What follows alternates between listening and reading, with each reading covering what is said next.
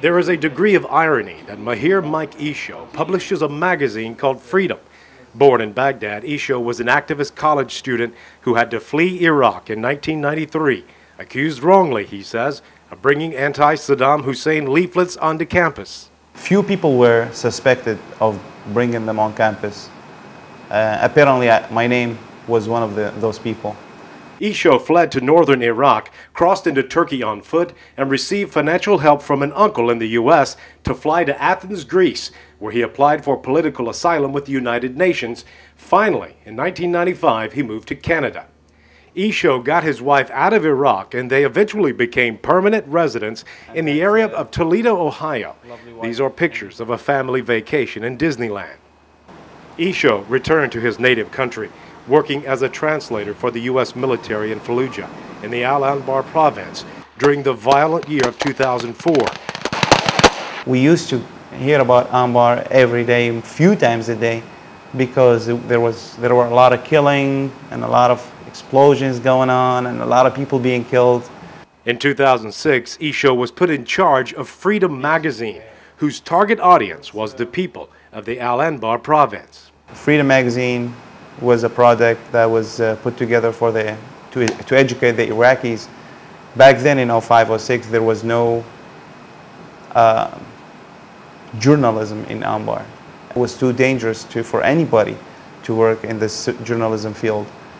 I looked at the war against Al-Qaeda as not just a combat war, not just, this is way bigger, and media plays a big role in this conflict.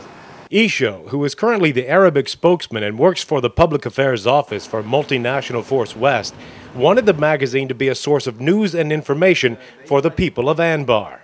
The Al-Hurriya magazine was never used as an advertisement for the coalition forces. But that didn't stop his readers from reaching out to Freedom. Freedom magazine received about 60 tips from random people in Anbar about ID locations, terrorist hideouts, and without asking people to report those criminal activities. And one of those tips, Isho will never forget.